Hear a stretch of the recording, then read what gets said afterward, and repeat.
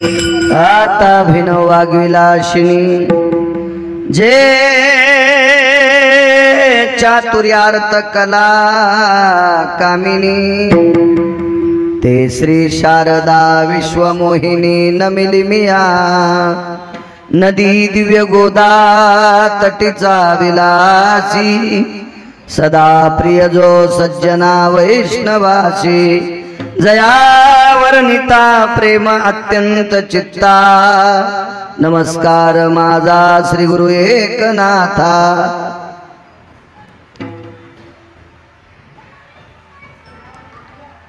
काय सांगू आता संताचे उपकार मज निरंतर जागविते काय द्यावे त्याशी भावे उतराई ठेविता पायी जीव थोडा। प्रस्तुत प्राप्त प्रसंग थोडासा वाढवा बापू याचा आवाज। प्रस्तुत प्राप्त प्रसंगी निवडलेला अभंग विश्वमान्य विश्वभूषण विश्वाधिकार विश्वप्रिय चिन्मयी स्वरूप असणारी अधिकार संपन्न साधू श्रीमंत श्री जगद्गुरु तुकोबराय यांचा प्राप्त प्रसंगी निवडलेला अभंग। विठाला विठाला प्राप्त प्रसंगी निवडलेला अभंग माझ्या देहूतील मालकांचा आहे। मालक या अभंगाद्वारे संतांचे उपकार प्रतिपादित करतात। किती महान उपकार संतांचे आहेत हे अभंगाद्वारे देहूतील मालक श्रीमंत श्री जगद्गुरु तुकोबराय नमूद करतात। विठाला विठाला या विश्वाच्या पाठीवर सर्वात जर मोठे उपकार कोणाचे असतील तर ती संतांची आहेत। उपकाराच्या याद्या मांडत असताना विचारवंतांनी आपल्या स्वतःच्या बुद्धीचा ठाव घेऊन बऱ्यापैकी उपकाराच्या व्याद्या बुद्धिमंतांनी तुमच्या माझ्यासारख्या सर्वसामान्यांच्या समोर प्रतिपादित केल्या। या पवित्र भारत देशामध्ये ज्ञाती लोकांनी सात्विक सदाचारी पुण्यशील पावन लोकांनी या सृष्टीतील उपकाराचं सूत्र दाखवलं। तरु झाड हे उपकाराच्या यादीत आहे। विश्वाला प्रकाश देणारे सूर्यनारायण हेही उपकाराच्या यादीत आहेत।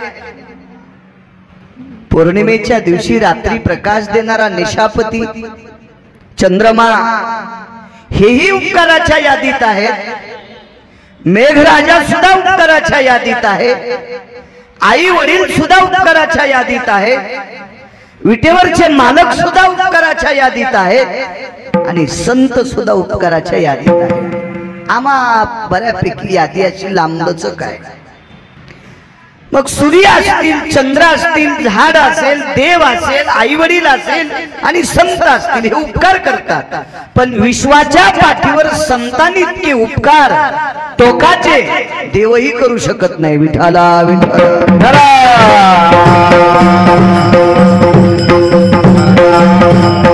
एवढी मोठी टोकाचे उपकार संतांचे आहेत। विश्वाच्या पाठीवर असे एकही आई वडील नाहीत की त्यांना आपल्या मुलाचं कल्याण व्हावं वाटत नाही। आपला मुलगा बरा व्हावा विद्वान व्हावा त्याचं नाव लौकिक वाढावा सर्वत्र त्याच्या कर्तव्याचा सुगंध पसरावा असं प्रत्येक आई वडिलांना वाटतंय। मातेचा संकल्प व्हावा राजबिंडा मातेचा संकल्प व्हावा राजबिंडा कपाळीचा दोंडा उभा ठाके कपाळीचा दोंडा उभा ठाके मातेचा संकल्प व्हावा राजबिंडा कपाळीचा साधोना उभा राखे कपाळी साधोना उभा राखे. कोण अशी आई आहे की तिच्या अंतःकरणात असा भाव नाही की आपला मुलगा मोठा व्हावा, प्रयत्न करत नाही असंही नाही, करतात त्यांच्या वतीने प्रयत्न, पण चालू घडीच त्याचं वागणं बंद करून त्याला मोठ्या पदाला न्यावं हे त्याच्या जीवनातला बायडाटा बदलण्याचं काम मात्र आई वडिलांच्या हातात नाही बदलू शकत ते आई वडील, त्याचं प्रारब्ध. देवाकडे बायडाटा टाकला तर देवही बदलू शकत नाही. आपण देवाला म्हणतो देवा माझं असं कर रे, देवाला दया येत नाही असा विषय नाही, आपली दया येते राजो, पण देवाला दया आपली येते, पण देव आपला बायडाटा बघत असतो की याचं पुढे कसं होणार आहे. भगवंत त्याचा मागणी स्वीकारतो, बायडाटा बघतो, तो बायडाटा बघून असा मुडपून त्याच्या खळगीत टाकून देतो, बाबा रे तुझं भलं करण्याची ताकद माझ्यात नाही. कारण देव आपल्याकडे बघत असताना प्रारब्धवाद पाहत असतो. आपलं मागचं पुण्य काय, चालू पुण्य काय संचित आहे तो या भावा सापडला. मागचा जो ठेवा असेल त्या ठेव्यानुसार जगाचा मालक आपली ही पुढची नौका चालवत असतो.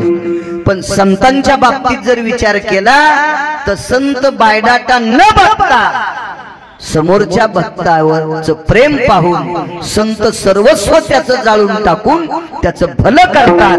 ही व्याप्ती मात्र संतात आहे. विठाला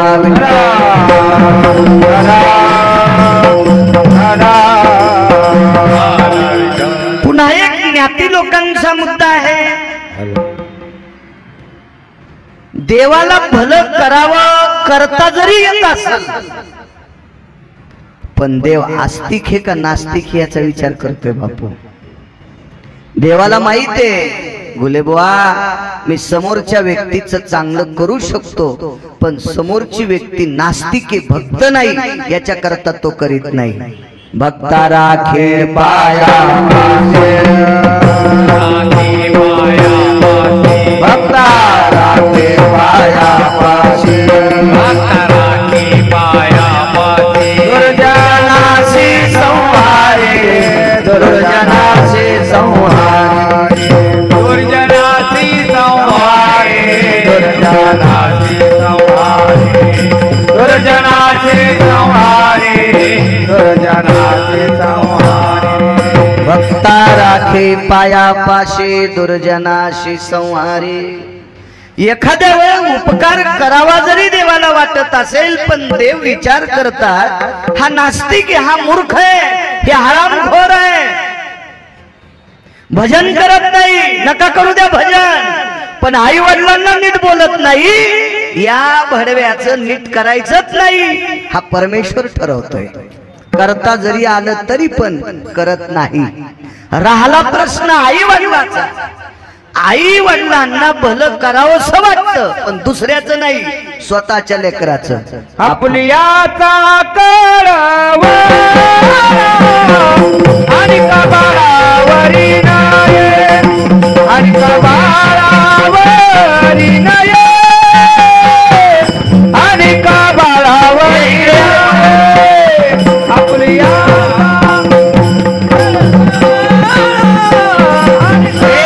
मंडळी पुण्या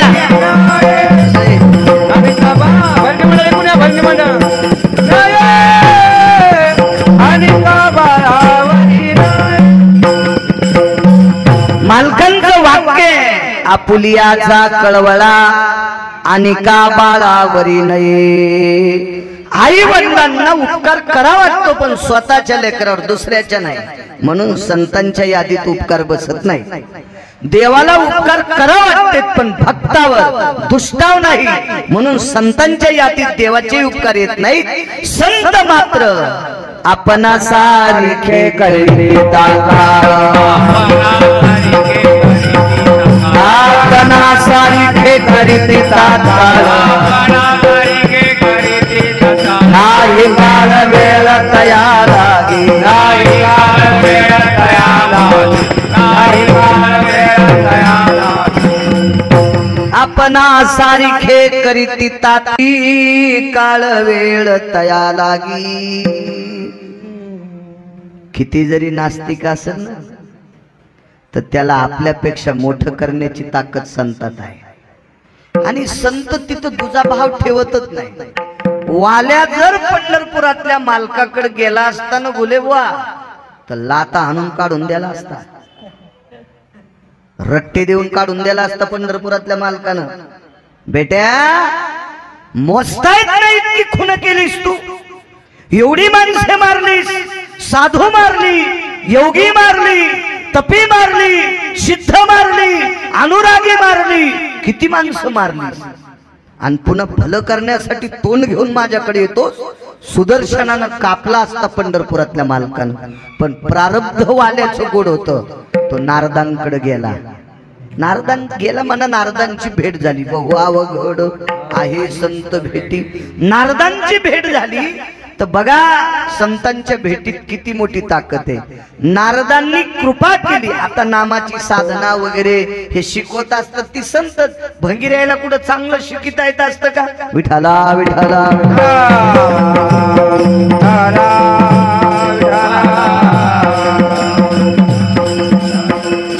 नारदांनी विचार केला या सृष्टीतला वाल्या हा एक नंबरचा कवी झाला पाहिजे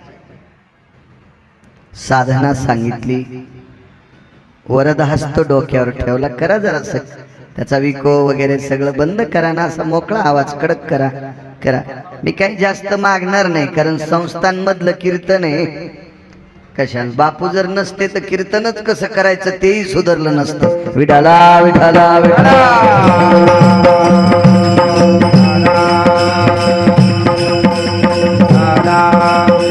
असं बऱ्याच वेळेस होतं जिथं मोठी विहीर पाहून केळी लावतो का ती विहीरच आटून जातील केळीच वाळत त्यात विठाला विठाला विठाला चला मालकांची सेवा आहे माऊली महावैष्णव ज्ञानोबारायांची सेवा आहे वाल्या एवढी प्रचंड कृपा वाल्यावर नारदांची झाली आणि नारदांच्या कृपेने वाल्याचे वाल्मिक झाले आता वाल्या म्हणायचं नाही वाल्मिक झाल्यावर वाल्या म्हणायचं नाही पाठीमागचा वाल्या वकील साहेब वाल्याचे वाल्मिक झाले वाल्मिकांचे वाल्मिक ऋषी झाले आणि वाल्मिक ऋषी नाही झाले महर्षी वाल्मिक झाले कृपा कोणाची आहे नारदाची काय सांगू आता संताचे उपकार एवढे माणसं मारल्यावर पंढरीतल्या मालकांनी बरं केलं असतं का वाल्याचं एकदा पण केलं नसतं आणि वाल्याला तोंडही नव्हतं पंढरपुरातल्या मालकाकडे जायला पण वाल्याचे महर्षी कोणी केलं असेल तर ते संतांनी केलंय इतकी कृपा संतांची विठाला विठाला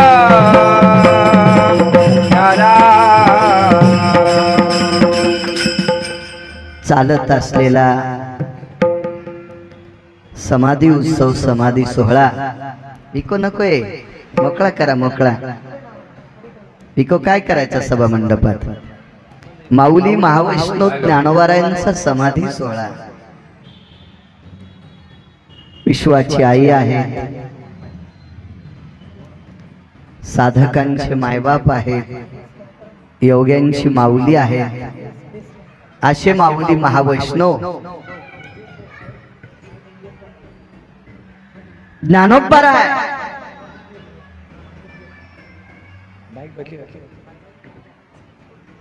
अशा परम पावन पवित्र अधिष्ठानावर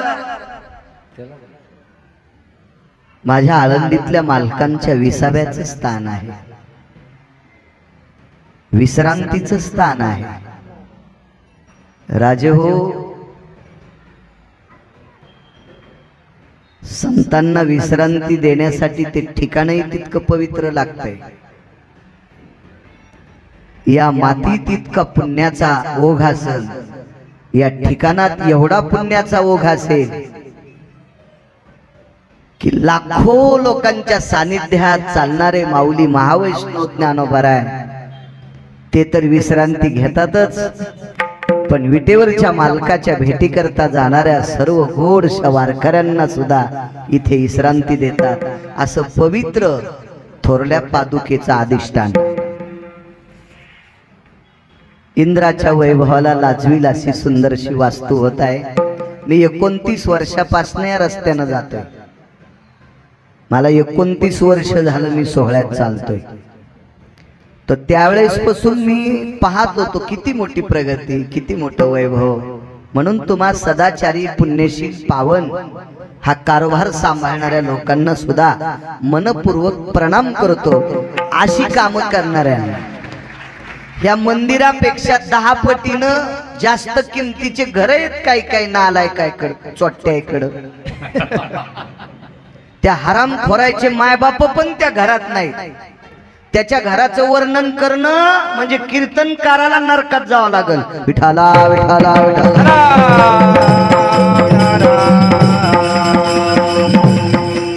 पण माऊली महावैष्णव ज्ञानोबराय विश्वांचं अधिष्ठान. अशा या पवित्र अधिष्ठानाचा एवढा मोठा जीर्णोद्धार तुम्ही भक्तगणांनी या स्थानिकच्या लोकांनी मिळून केला. म्हणून तुम्हाला कोटी कोटी धन्यवाद प्रणाम. मलाही इथे सेवा करण्याचा योग येतोय. माझं ते परम भाग्य आहे. विश्वस्त मंडळी, आदरणीय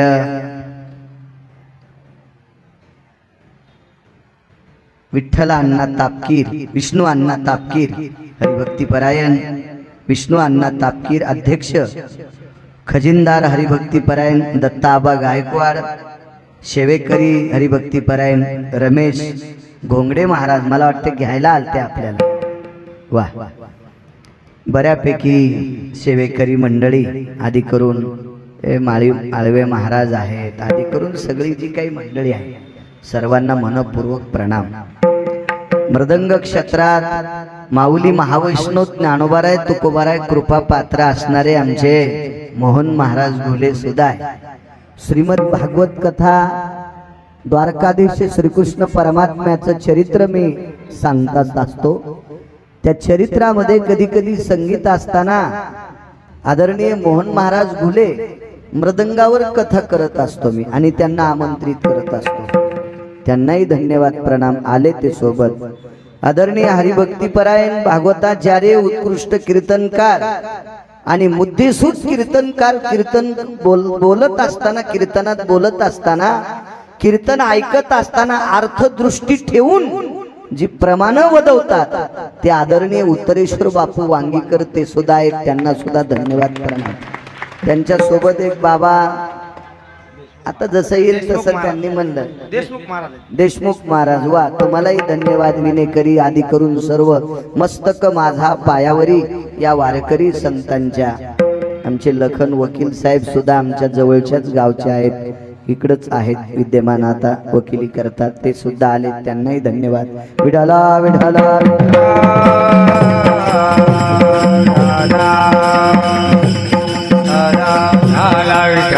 एवढी मोठी उपकार आहेत आपल्यावर. माऊली महावैष्णव ज्ञानोबरायांचे कळेल, रुचेल, पचेल, झेपेल असे छोटासा एक उपकार सांगतो.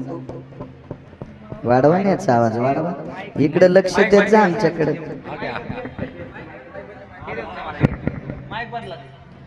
विठाला विठाला विठाला.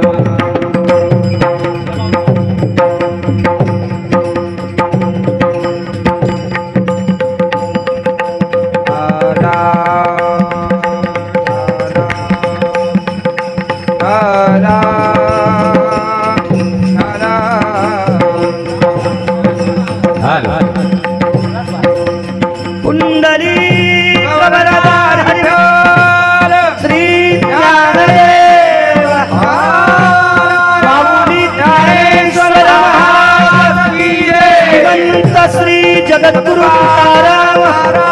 निवृत्तीनाथ महाराज की जय. सद्गुरु महाराज की जय. किती उपकार आळंदीतल्या मालकांचे. राजे हो, बऱ्याच लोकांनी विद्येचं भांडार लुटलं. कोणी चिमूट भर लुटलं, गाडी भर लुटलं, टोपलं भर लुटलं, ट्रक भर लुटलं, रेल्वे भर लुटलं, विमान भर लुटलं, जहाज भर लुटलं. आणि हे विद्येची संपदा घेऊन आपोआपल्या घरात किल्प लावून ठेवून दिली. ज्यांनी ज्यांनी या विद्येचं भांडार लुटलं ते आपल्या स्वतःच्या जहागिरीचं करून ठेवलं, त्याला किलूप लावलं मोरे साहेब. आणि ज्या दिवशी त्यांना त्याच्यातली मजा घ्या वाटते, आनंद घ्या वाटतो, त्या दिवशी किलूप उघडायचं आणि त्याच्यातला आनंद घ्यायचा. तुम्हाला कोणालाही घेऊ दिलं नाही, कोणालाही घेऊ दिलं नाही. जर आळंदीतले मालक माऊली महावैष्णव ज्ञानोबराय जन्माला आले नसते, तुमच्या आमच्यासाठी अवतार घेतला नसता, तर तुम्हाला कोणालाही त्या विद्येच्या घरात जाता आलं नसतं. या सर्व विद्येच्या भांडाराच्या चाव्या हातात घेतल्या, त्याचे किलूप उघडले. ते किलूप, चाव्या, कडी, कोंडा, दरोजे सगळ्याचा गठ्ठा बांधला, समुद्रात फेकून दिलं आणि मग सांगितलं ज्याला ज्याला पाहिजे त्यानं घ्या. प्रगट गुह्य बोले विश्व ब्रह्माती केले. प्रगट गुह्य बोले विश्व ब्रह्माती केले. राम जनार्दनी पायी टकाची ठेविले. आरती ज्ञान राजा महाकैवल्य तेजा. देवती साधू संत मनोवेद रामादा. काय ताकद. कलियुगी उद्धार सकळासी येथे. महाराज चाव्याच फेकून दिल्या, चाव्या. म्हणून तुम्हाला मला भजन करण्याची परमिशन मिळाली, प्रवचन करण्याची परमिशन मिळाली, पकवाद वाजायची परमिशन मिळाली बुवा. नाही तर पकवाद फक्त इंद्रच वाजित होता.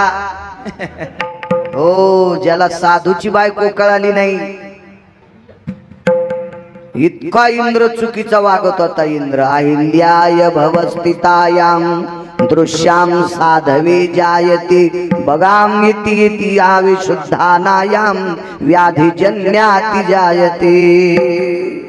इतकी चूक करणारा इंद्र पक्वाद वाजित होता. म्हणून ज्ञानोबरायनं कृपा केली आपल्यावर, नकोय ते खाली वाजवायला.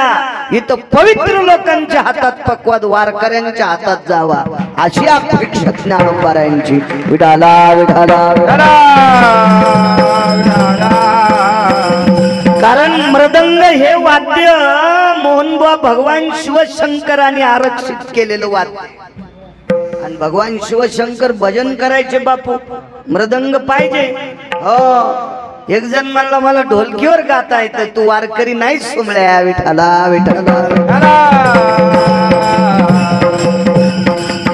कशावरही गाणं काय त्या बापाची जागिरी आहे का ती?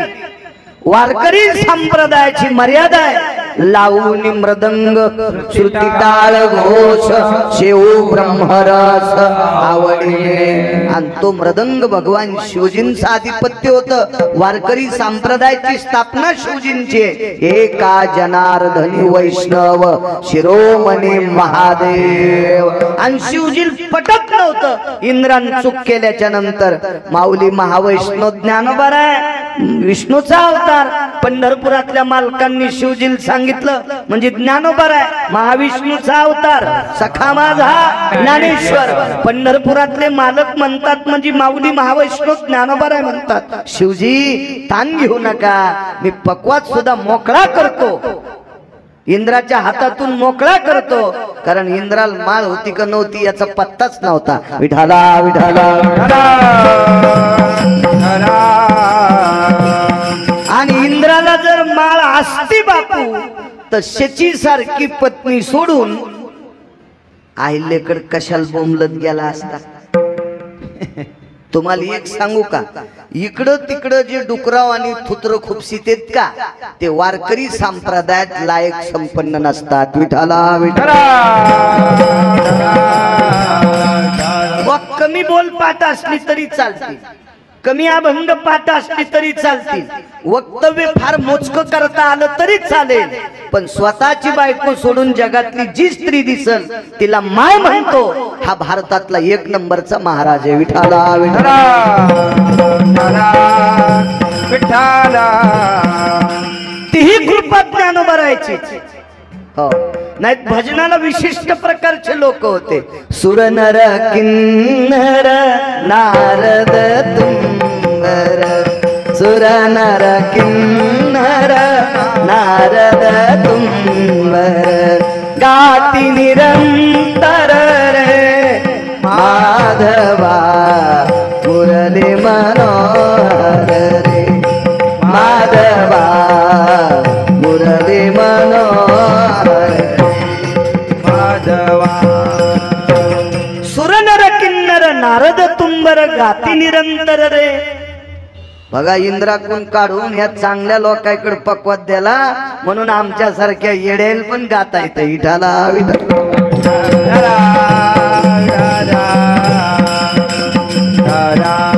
विरोधात बोलत नाही इंद्राच्या.